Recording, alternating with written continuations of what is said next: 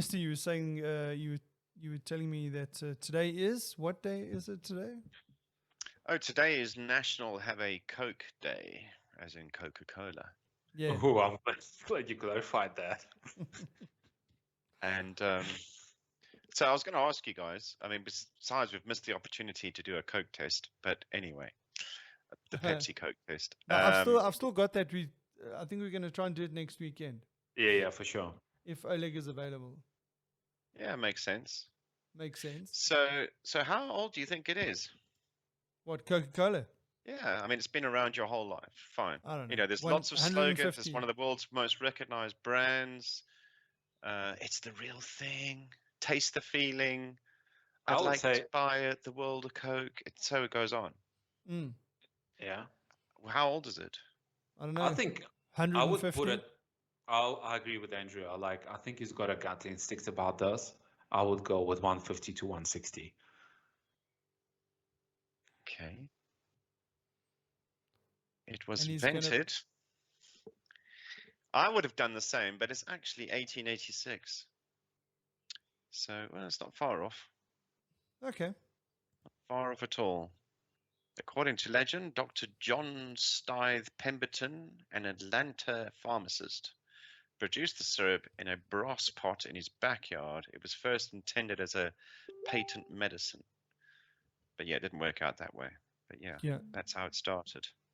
It actually became the rise of the soft drink came very soon after he invented it. It didn't take long at all. Jeez.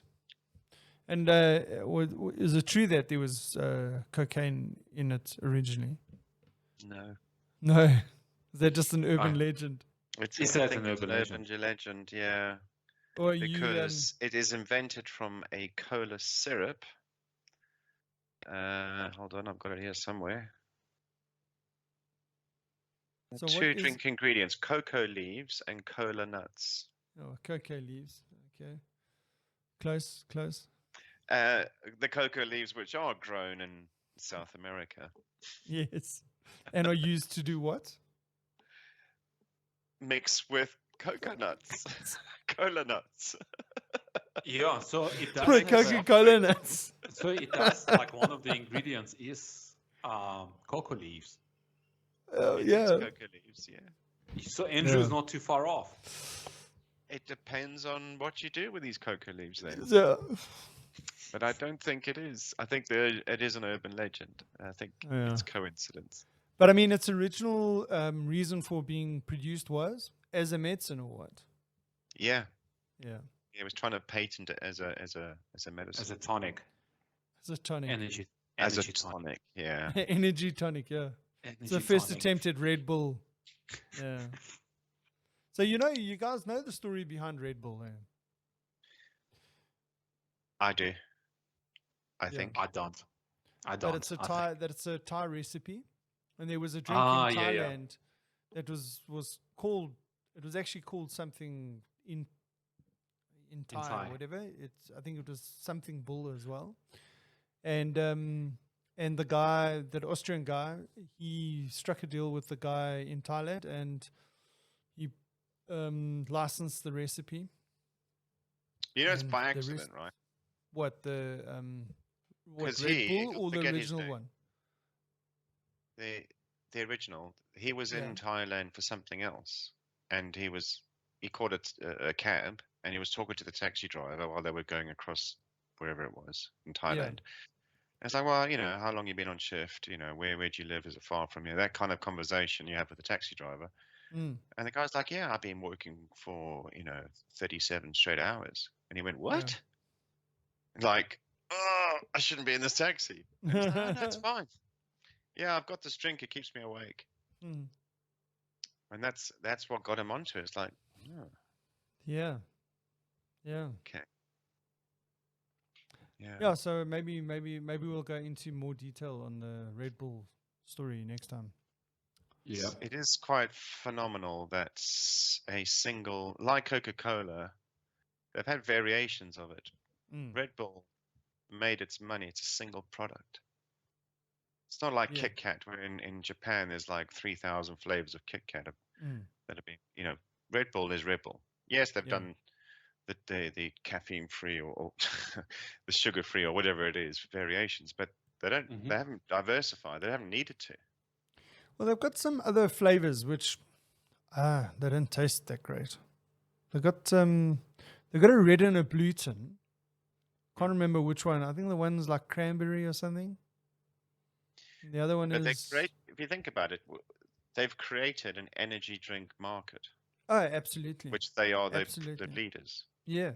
So I mean, you could call it. You could say that the equivalent of Coke in terms of being able to create this marketing machine behind their product.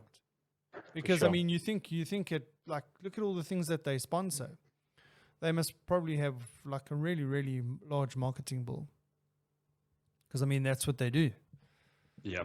They sponsor all these extreme sports and 2 Formula One teams, and they've got a MotoGP team, and it goes on and on. Yeah. I went to in the Salzburg airport. There is the Red Bull hangar on the opposite end of the airport. So while I was waiting for a plane there, you could go around this. It's like a museum. Yeah. And it's free. You can walk in and go around, and it's got a whole bunch of Red Bull stuff in there. All the cars, not all of the cars. They got, because they're different formulas and types of racing, whether it's Rally Championship, Formula One. It's got the GP bikes. It's got the various aeroplanes that they have, from a DC-10 all the way down to like